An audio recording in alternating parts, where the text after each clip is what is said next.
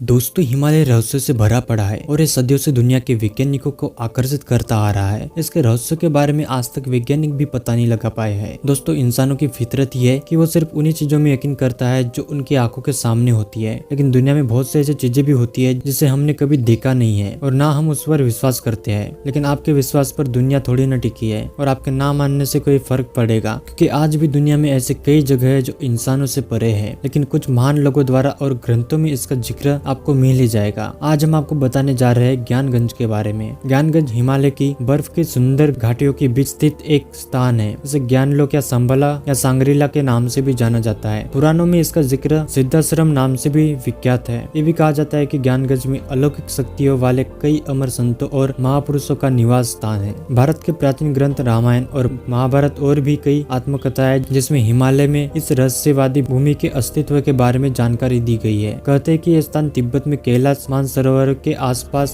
उत्तर दिशा की ओर कई मौजूद है। कुछ पुराने बौद्ध ग्रंथों में ज्ञानगंज पहुंचने के निर्देश है, लेकिन दिशाएं भ्रमित कर देने वाली है। सिर्फ वहाँ वो लोग ही पहुंच सकते हैं जिन्होंने सिद्धियां प्राप्त की हो या जो यहाँ जाने के योग्य हो। या हर कोई नहीं पहुंच सकता और ना ही इसे ढूंढा जा सकता है। भारतीय साई काका गुरुजी ने इसमें टिप्पणी करते हुए कहा कि वो कई बार ज्ञानगंज का दौरा करके आ चुके हैं। उन्होंने कहा है कि यह जगह पूरी तरह से आधुनिक विज्ञान से भरी पड़ी है। इस जगह अलग ही आयाम और उच्च तकनीक के विमान है। ये जगह आज के विज्ञान से लाखों साल आगे है। ये लोग किसी अद्भुत सपने से कम नहीं है। आपको बता दें कि कुछ महान साधु और अन्य लोग यहाँ जाने का दावा करते हैं। परमहंस योगानंद जी ने अपनी किताब एक योगी की आत्मकथा नाम की पुस्तक में अपने गुरु महावीर बाबा जी के बारे में लिखा है। उन्होंने बताया कि मेरे गुरु सदियों पुराने अमर ऋषि है। इसमें उन्होंने ज्ञानगंज का उल्लेख करते हुए अपने गुरु का स्थान वही का बताया है। उन्होंने अपनी पुस्तक में विस्तार से इस विषय का पूरा विवरण दिया है। उनके गुरु विशुद्धानंद के बारे में बात करते हुए उन्होंने आगे लिखा है कि वो सूर्य विज्ञान सीखने के लिए ज्ञानगंज गए थे। इस ज्ञान में उन्हें सूर्य के किरणों से चीजों को प्रकट करने और एक चीज से दूसरी चीज की जगह बदलने के बारे में सिखाया गया था। काफी लोग इसे मनगढ़ंत कहानी बताते हैं, लेकिन आपको जानकर हैरानी होगी कि ज्ञानगंज की जड़ें भारत में ही नहीं बल्कि इसकी जड़ें तिब्बत में भी गई है। तिब्बत में इस जगह को संस्कृत शब्द शंबला नाम से पुकारा जाता है। इसका मतलब है सुख का स्रोत। कहा यह भी जाता है कि यह प्राचीन जगह दुनिया के कई गुप्त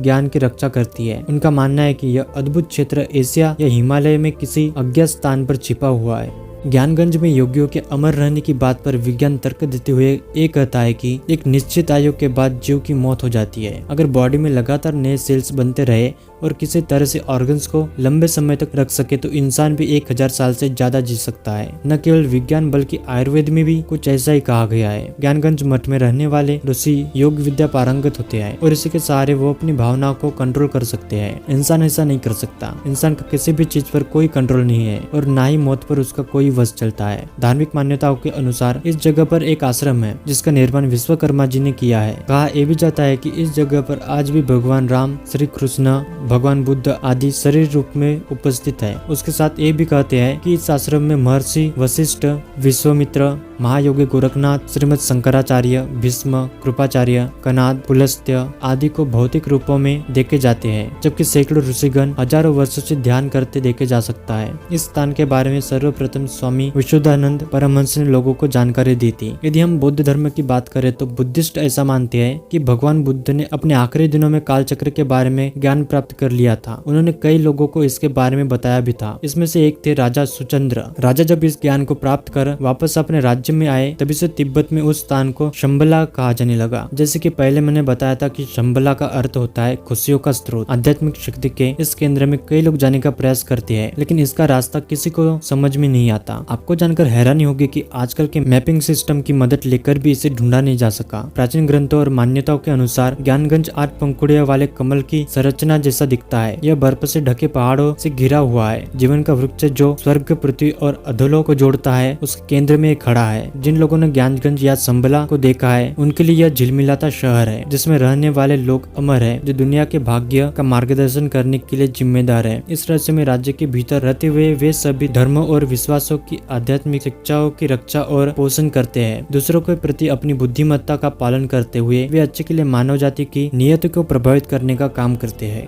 एक दिलचस्प बात यह है कि तिब्बती बौद्ध पौराणिक कथाओं में इसका जिक्र करते हुए लिखते हैं कि जब दुनिया विनाश और युद्ध की खाई की ओर बढ़ने लगेगी तो शंबला का 25वां शासक नीले ग्रह यानी कि धरती को एक बेहतर युग की ओर ले जाएगा। जिस हिसाब से आप देख ही रहे हो कि विकास ही विनाश का कारण है। यदि किसी देश में युद्ध हुआ तो अन्य देशों के मित्र संबंध के कारण जंग पूरी दुनिया में होगा। सूत्रों के अनुसार यहाँ के लोगों की आयु रुक जाती है जिससे वे सदियों तक जीते हैं। कहा यह भी जाता है कि यहाँ के लोग अमर है जो कभी नहीं मरते। वैज्ञानिकों का यह भी मानना है कि अगर हमारे शरीर के हिस्से अपना निर्माण सदैव सही ढंग से करते रहे तो इंसान सदियों तक जीवित रह सकता है। इसका और एक जीता जागता उदाहरण है। हाल ही में इसराइल के वैज्ञानिकों ने एक रिसर्च की थी जिससे इंसान हमेशा जवान बना रहेगा और इंसान की उम्र बढ़ना बंद हो जाएगी और आप 75 साल की उम्र में भी 25 साल के युवा का शरीर हासिल कर सकेंगे। दरअसल इस रिसर्च में 64 वर्षों से ज्यादा उम्र के 35 लोगों को शामिल किया गया था। इन 35 लोगों को हफ्ते में 5 दिन रोज 90 मिनट के लिए शुद्ध ऑक्सीजन दी जाती थी। इसके लिए इन बुजुर्गों को एक प्रेशराइज्ड चैम्बर में भेजा जाता था। ये रिसर्च 3 महीनों तक ऐसी चलती रही, लेकिन जब रिजल्ट सामने आया तो पूरी दुनिया के वैज्ञानिक हैरान हो गए। वैज्ञानिकों ने यह दावा किया कि इन 35 बुजुर्गों की न सिर्फ उम्र बढ़नी बंद हो गई, इसके साथ ही हेल्दी सेल्स के स्तर पर इनके शरीर 25 साल के युवाओं के शरीर के बराबर हो गए। अब सोचो दोस्तों, सिर्फ 90 दिन शुद्ध ऑक्सीजन ने इन बुजुर्गों की उम्र घटा दी। उनको जीने के लिए और कुछ साल मिल गए। तो सोचो उस हिमालय की गोद में बसा ज्ञानगंज बरसों से शुद्ध हवा और शुद्ध वातावरण दे रहा है, तो 24 घंटे उस वातावरण में रहने वाला व्यक्ति कैसा होगा। और हिमालय को तो बरसों से जड़ी बूटी और औषधियों के लिए जाना जाता है जिनका कोई साइड इफेक्ट भी नहीं है। आपने देखा होगा कि जब भी आप किसी ऐसी जगह पे गए हो जहाँ पेड़ पौधे हरियाली बहुत ज्यादा है, वह आपको बहुत सुकून मिलता है। ऐसा इसलिए होता है क्योंकि वहाँ शुद्ध हवा मौजूद होती है और वो हमारे दिमाग को एक शांति और टेंशन फ्री कराती है। दोस्तों, हिटलर का भी नाम ज्ञानगंज से जुड़ा हुआ है। कहा जाता है कि हिटलर ने अपने जीवन के संघर्ष में संबला के कुछ लोगों से मुलाकात की और प्राचीन तकनीकों की जानकारी प्राप्त करने के लिए अपने खोजकर्ताओं को ज्ञानगंज की ओर भेजा। जटिल रास्तों और काफी मेहनत करने के बाद भी वो लोग वहाँ नहीं पहुँच पाए और न ही उन्हें कुछ मिला। ऐसा कहा जाता है कि हिटलर ने डार्क आर्ट्स का पीछा किया और उन गुप्त शक्तियों को पाने के लिए हजारों मनुष्य की बलि देने का फैसला किया, लेकिन वो असफल रहा। कहते तो ये भी है कि चीन की सेना ने कई बार इस जगह को तलाशने की कोशिश की, लेकिन वह नाकाम रहा। इस सिद्धाश्रम या मठ का जिक्र महाभारत, वाल्मीकि रामायण और वेदों में भी है। अंग्रेज लेखक जेम्स हिल्टन ने भी अपने उपन्यास लास्ट होराइजन में इस जगह का जिक्र किया है। जैसे मैंने बताया कि ज्ञानगंज को तिब्बत में शांग्रीला कहते हैं, जो सिंग माउंटेन पास से मिलता जुलता है। इसलिए ऐसा लगता है कि यह जगह कुनलुन सेंस माउंटेन की घाटियों में कहीं स्थित है। सांग्रीला घाटी का अनुमानित एरिया 10 किलोमीटर का है। भारत की सीमा की तरफ लंपियाधुरा पास सांग्रीला घाटी तक पहुंचने का मार्ग है। यह कैलाश मानसरोवर जाने का